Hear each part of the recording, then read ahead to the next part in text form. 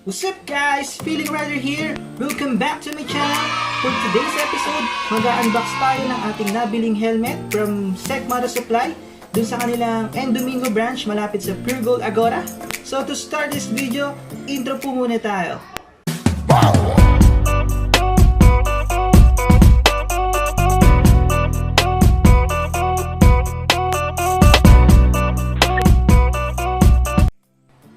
So yun guys, napapansin nyo, meron tayo ditong dalawang helmet sa ating background. Ito, dalawa ko tong helmet guys. So napapansin nyo, dalawa siyang SEC helmet model.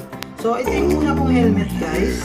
Ito yung una kong helmet mula nung nagmumotor po tayo o newbie pa tayo sa pagmumotor. Ito yung unang-unang sinuot ko na helmet. So kung napapansin nyo guys, wala na siyang visor. At ayan, meron na rin siyang sira or gas-gas dito sa kanyang kulay. Oh, no! At meron na rin siyang mga damage, no? Kasi guys, itong helmet na to, niligtas ako sa isang self-accident. Medyo kamote tayo guys. Natulog tayo habang nagde-drive. So, ayan, ito yung nangyari. So, thankful na rin po tayo sa helmet na to kasi niligtas tayo ng helmet na to sa matinding head injury. Kaya nagpapasalamat din talaga ako sa helmet na to. Kaya tiwala din talaga ako sa SEC model na helmet. So, balik na natin to dito. Ito naman, ito yung ginagamit ko sa pagba-vlog. Ayan, kung napapansin nyo, meron siyang dito, lagayan ng action camera. Isang chin mount. At ito yung kanyang itsura. Ayan, SEC model din yan, guys. So, ayan. Isa siyang modular type na helmet na may dual visor. Ayan. Ito yung ginagamit natin. So, balik na natin ito dito. So, hindi naman ito yung pinaka-highlight ng video natin. So, kunin na natin yung ating bagong nabiling helmet which is the SEC Strike Hurricane. So, tara, kunin natin. So, ito guys yung nabili nating helmet, no? Which is the SEC Strike Hurricane. As you can see, ito yung box ng SEC. From SEC MotoSupply. Yan, ito yung logo ng SEC. So, ito yung pinaka-box. So, ito yung model. Ito yung model guys. Nakita ba natin? Ayan. SEC Hurricane, black and red. So, ang size niya is large. So, ayan. So, kunin na natin yung helmet. Buksan natin yung box. Sharon! So, ito guys, yung box. Kaya natin yung helmet. Ayan, nakabag pa. So, ayan. SEC helmet. So, may nahulog guys. Dami. Mga pera. So, yun natin. Mga sticker pala yung kasama. Medyo na-excite. Nahulog yung mga sticker. So, ito naman. May kasama rin pala siyang mga sticker. So, yan. SEC sticker. Ayan. Pwede natin ilagay natin sa MC natin. Ayan. Pwede natin siyang ilagay sa MC natin. So, ayan. Tabi muna natin. So, ito yung pinaka-helmet natin guys. Nakabag pa siya. Siyempre, bagong-bago Kasi hindi ko pa ito ginagamit guys mula nung binili natin. Para lang sa unboxing nito. Tsaka sa review. So, ito. Ayan, nakatali pa siya guys. So, tanggalin muna natin. So, para mas mabilis, ganito na lang. Guys, ito na yung helmet. So, natanggalan natin siya sa bag niya. So, tignan natin yung kulay niya. Take a look at closer. So, ayan. SEC. Ito, SEC brand. Tapos, ikot natin. So, ito yung nasa likod ng helmet guys. Nakikita nyo. Meron siyang ICC sticker. Which is palatandaan na dumaan sa standard quality check yung ating helmet. So, yan guys, napapansin nyo o nakikita ba sa camera na hologram yung sticker na yan guys. So, legit na sticker yan. So, meron pa sa likod, meron din siyang DOT certified. Ayan. DOT certified. Ayan. At the same time, meron din siyang ECE code here. Ayan, kasi yung SEC mod, SEC logo, SEC helmets. Kasi yan. Final QC pass. Meron din siya nakalagay na final QC pass. So, ayan. Then, sa likod, meron pa nakalagay. Ayan. Hurricane. Safety, endurance, comfort. So, Yung pala guys yung ibig sabihin ng SEC. Ito yung ibig sabihin ng SEC guys. Safety, endurance, and comfort. So ikot pa natin yung helmet. Ito guys. Ayan. Kung napapansin nyo guys, matte color siya. Tapos elegant yung design. Tsaka yung mga kulay-kulay na. Ito. Ikot ko pa. So ayan. Ito yung pinaka-visor niya guys. So, mapansin nyo meron pa rito sticker ng SEC or nakalagay. May nakalagay na scratch resistant visor. So, ito SEC. Tapos may mga nakalagay din dito. Yun nga, kaya kanina. Safety, comfort, vision, ventilation, aerodynamics, and compact. So, may mga nakalagay pa na features niya. Ito yung nakalagay na pressure guys. 3.3 siya. Pero nakuha natin to less 10% ng 29750 kung di ako nagkakamali. So yung pressure na nakuha natin. So yan, ito yung pinaka-visor niya. Yan, angat natin tong visor guys. So yan, meron pa siyang visor or inner visor. At ito yung kanyang sun visor guys. So, may nakalagay din, anti-scratch. Yan. With up and down lock position. So, up and down lang. So, dito natin siya, ipe-press. Yan, para iangat natin yung sun visor niya. Ipupush naman natin pa. Ibababa natin yung sun visor. Then, pull dito. Ito lang sa gilid. Para iangat yung sun visor. Then push naman pull. Yan, pull pag pababa natin yung sun visor. At the same time push naman pag itataas natin yung sun visor. So yun, sa gilid. Yan, I think natatanggal din tong visor na to. Itong visor na to pala clear lens. So clear lens siya. So, pwede rin siyang tanggalin. Kaya nakatanggal. Ito yung parang tanggalan niya. I think, same lang. Ayan. Dito siya tatanggalin niya. Napapansin ko na natatanggal. Pinindot ko kung kulay pula. Or pag tinulak ko. Ayan, natatanggal siya guys. Ayan, medyo matigas lang ng konti. So, ganyan naman basically sa pagtanggal ng visor. Clear lens siya. Tsaka napansin ko dito sa visor nito guys, makapal.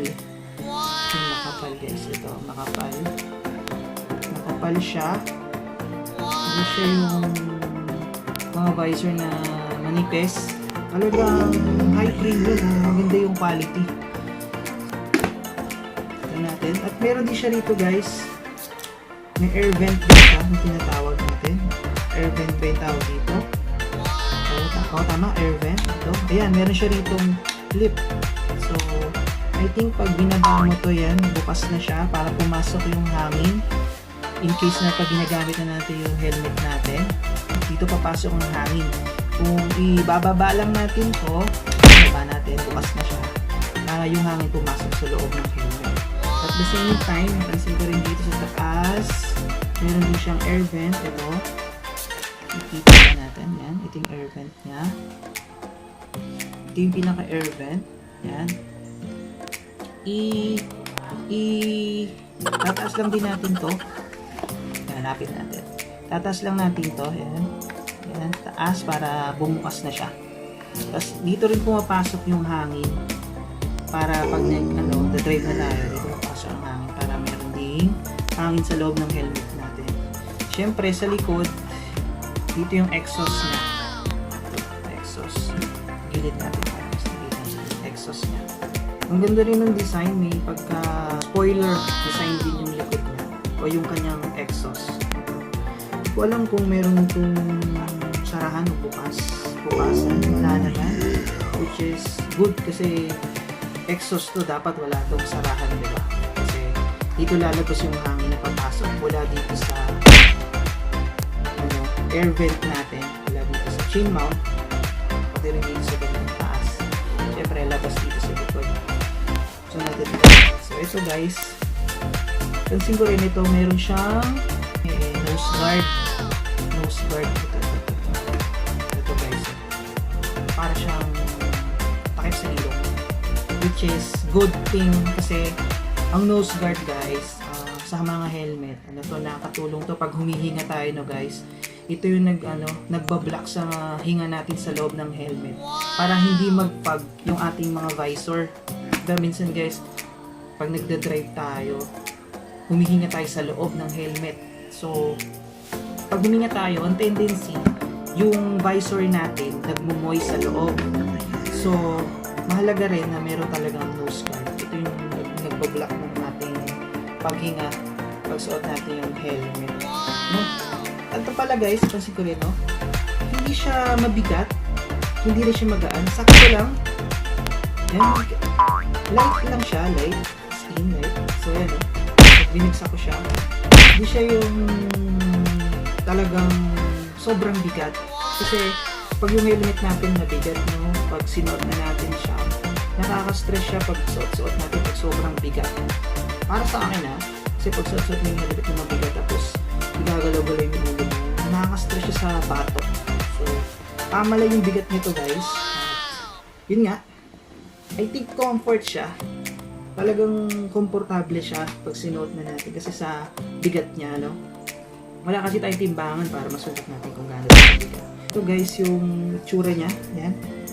Matte color siya guys, no? Ang ganda ng kulay niya. Anong design? Hurricane. And ito siya. By the way guys, ito pala yung full face helmet, no? So kasi yung mga previous na helmet ko guys, mga previous helmet ko ay mga modular type yan. So ito naman, full face type ng helmet. So nag-try lang din ako ng full face helmet para maka-experience din. So natin. So ito guys, napapansin niyo na, lapit ko sa camera. Ito yung padding niya guys, or mga foam, or tawagin natin na inner lining. So yan, pag hinawakan ko siya guys, makapal. Yan, makapal, as in makapal. Dati ito, buksan natin dito. Yan. Okay, so, mouse camera. Yan.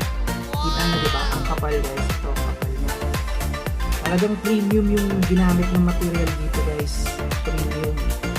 Or high-end na pads or inner linings or inner liner sa loob. Yan. Yan. Yan. Pag hinawaan ko siya talagang mararamdaman mo ng kapal. Tapos yung mga gilid-gilid na ito guys, plastic. Plastic na, hindi siya cheap na plastic. Maganda. So ito, napansin ko rin ito. May mga parang tawag dito, fiber style. I'm not sure para sa high-end yung parang high grade talaga na klase ng plastic yung ginamit dito.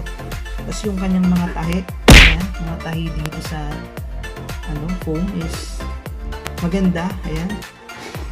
Solid, walang mga sobrang sinulit. Ito, wala rin. Ayan, maganda. Ito, sa loob, ayan. Sa pinakaloob, ito guys. Kita naman. Yan, nakita ba guys? Yan. Ito yung loob. Kapal. Ayan. Tatanggal siya. So, tanggalable pala to. Tanggalable, no? Or let's say detachable or basta nalilinis siya. So, yan, pwede natin tanggalin in case na gusto natin siyang labhan, which is katulad din ng mga luma kong model or yung mga previous helmet ko. Natatanggal din yung inner lining. So, ito, tanggalin natin ng konti. Ito yung cheek pad niya, guys. Tanggalin natin ito. Ayan. Madali lang naman pala siya tanggalin. So, ayan. Tatanggal siya. Ito, medyo tight lang talaga yung pagkakakabit. Which is good. So, ayan. Tanggalin lang natin.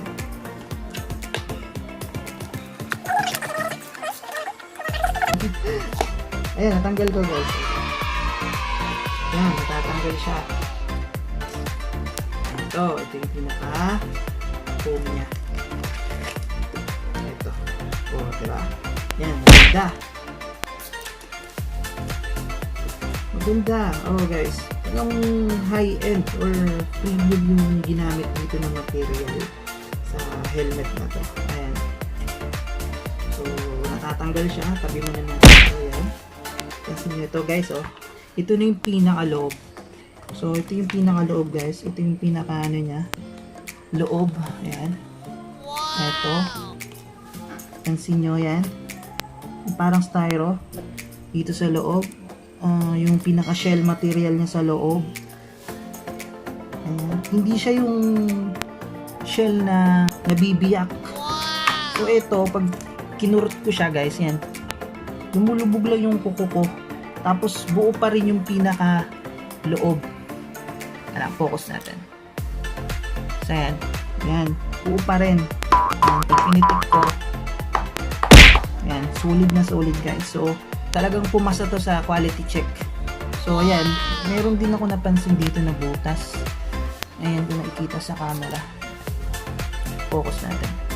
So, ayan, guys. May butas. So, I think, kaya siya may butas para in case na, ano, huwag yung nagkakamali, dito na ilalagay yung mga intercom. So, intercom ready na siya. So, ayan, mga butas na siya. So, ayan, yun yung inner lining nitong Hurricane or Sex Strike helmet. So, ayan. Ito pa. At, yung lock pala niya, guys, ito yung klase ng lock niya. Ito. Yan. Tawag dito quick release. Tawag ditong quick release. So, yan. Klase ng lock niya, which is magandang klase ng lock. Ayan, no? Hindi siya basta-basta natatanggal, guys. Kahit na ialog-alog ko. Tapos ito, may mga ngipin-ngipin siya. So, ito. Kahit na, ano lang, yung mga, siguro mga 2 ngipin lang isabit natin. So, yan. Matibay pa rin siya, guys. Hindi siya basta-basta natatanggal. So, safe yung ulo mo dito sa pagkatanggal nito. So, lalo na isasagit ka natin. So, adjustable din naman siya. May mga adjustment din siya. Pwede mo siyang higpitan. Kung hindi sakto to sa ulo mo, pwede mo siyang higpitan. So, ito guys, napansin ko rin, no? Meron siya ditong sa may bandang ilalim ng chain mo. Dito sa chain, so dito sa bandang baba ng part ng ano natin.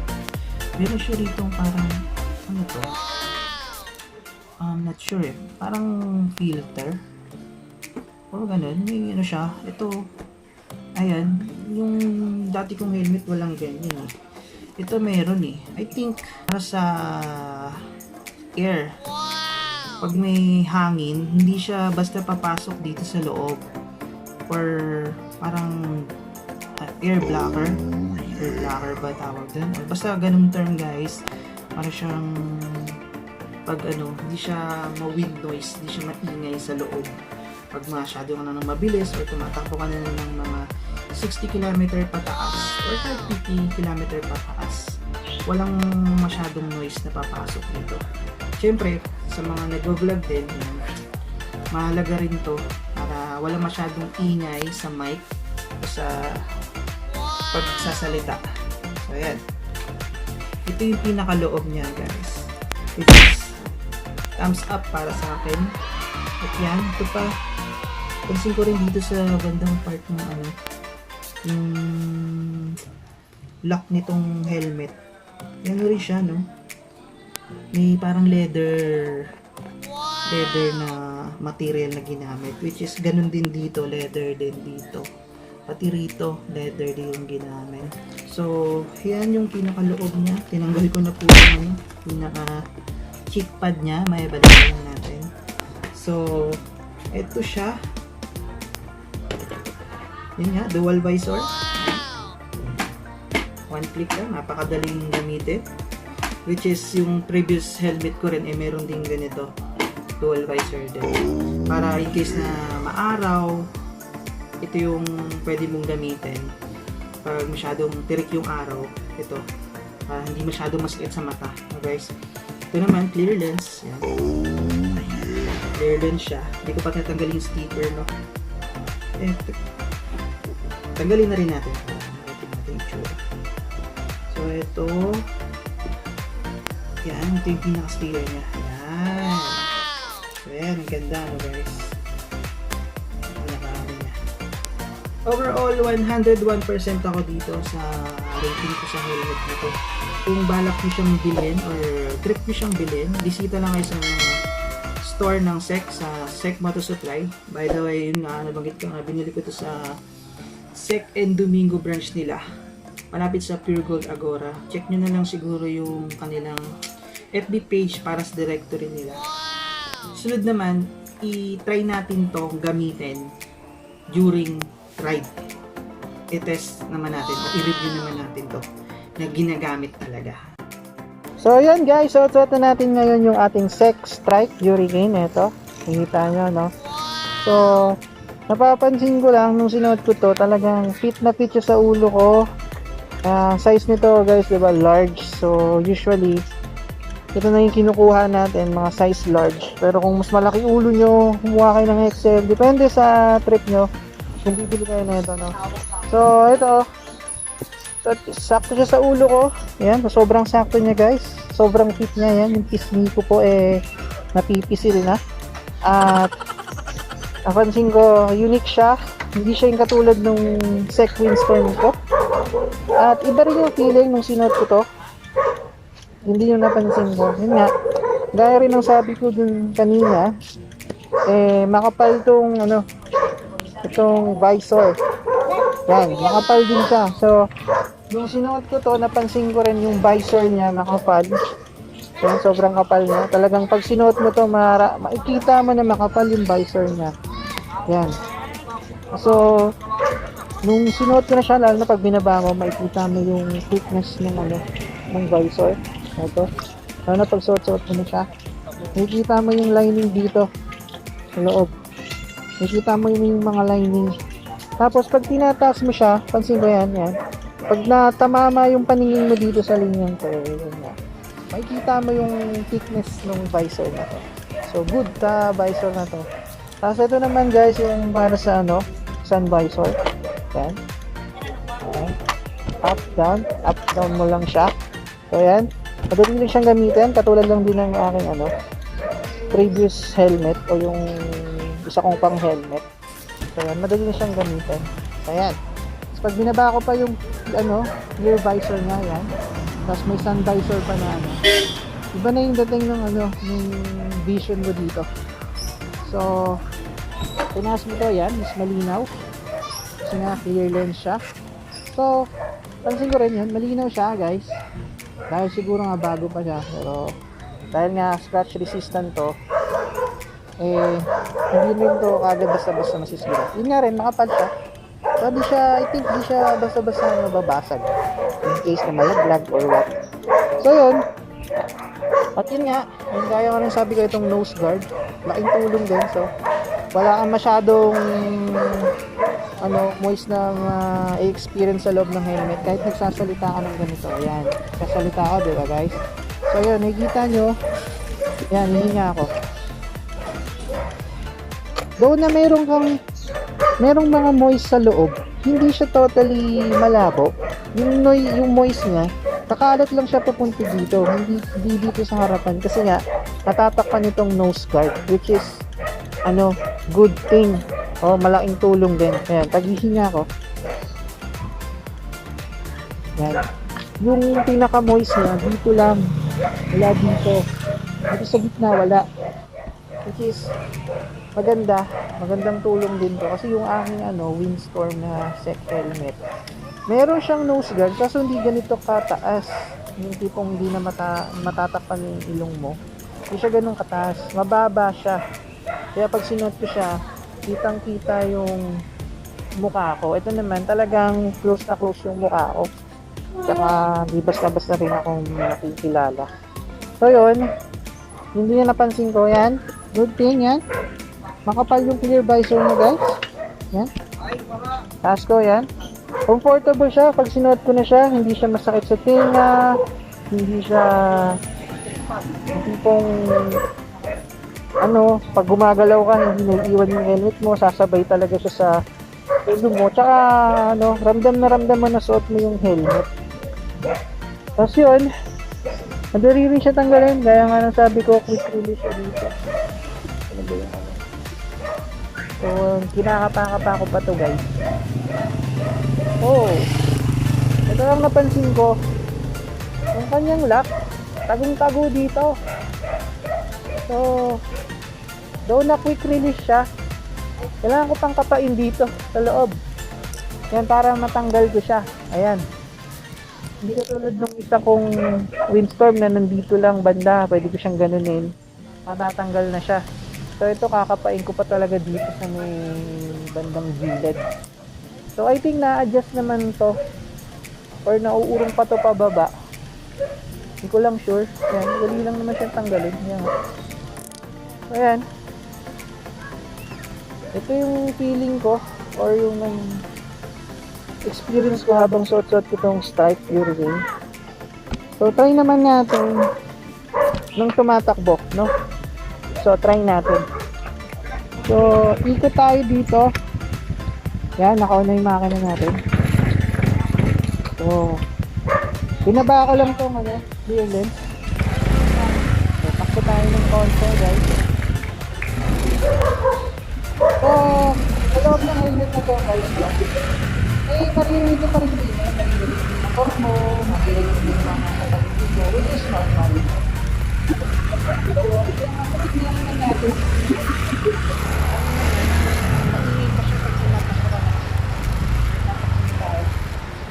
Try natin tumakbo dito ng more than 50. Kung medyo maluwang, maraming sasakyan dito, guys. So, wait na lang tayo ng chance para makapagpunta. Ito. Medyo marami rin kasi sasakyan sa galit kong oras. Kaya wait na lang muna tayo, no? So, ayan. Ay, nalagyan ko rin naman siya ng ng ating Dallas ko saka action camera sa pag-vlog natin. Nga lang, kailangan tanggalin natin itong nose guard para i-strap natin itong strap ng tele-sigil mount natin. So, yun. I think pwede na, maluwang na doon. So, pwede natin itong i-test. So, test natin, baba natin yung itong visor. Okay.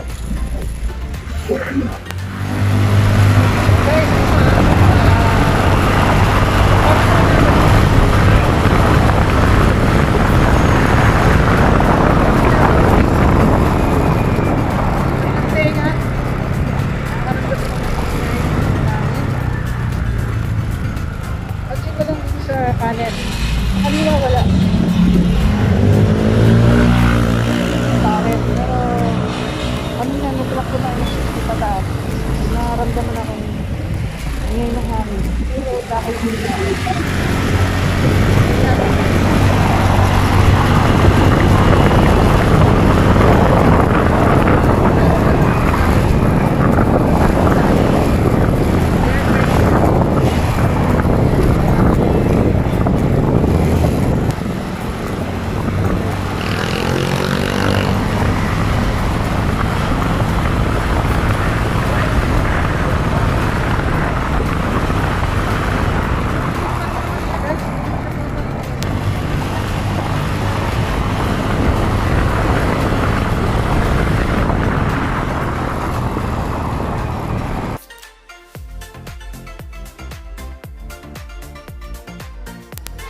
So yan guys, napanood nyo na kung ano yung review ko sa paggamit nitong SEC Hurricane habang nagde-drive.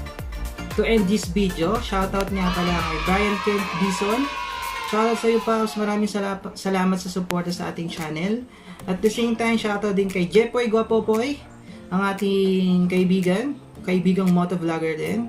Visit nyo yung channel niya, Jepoy Gwapopoy. Lalagay ko sa description ng video na to yung link ng kanyang channel. Subscribe din kayo sa kanya guys. At the same time, shoutout din kay Koko the Gogo, ex-Papa Emo, yan, the Bibo Kid from Antipolo. Check nyo yung channel nila at ang batang napakakulit at napakabibong ito. Subscribe din kayo sa kanya guys. At the same time, shoutout din pala sa aking mga ka-office mate, invoicing team, Shoutout sa inyo guys. Subscribe kayo sa aking channel. At the same time, shoutout din pala sa lahat ng mga aspiring motovloggers sa motovloggers community of the Philippines. Shoutout sa inyong lahat. At maraming salamat sa inyong mga ka-feeling rider natin. And guys, thank you for watching. Don't forget to click subscribe, like, and comment sa ating video na ito. At hanggang sa susunod na pag-ride at pag-vlog. Ride safe sa ating lahat guys! Yes.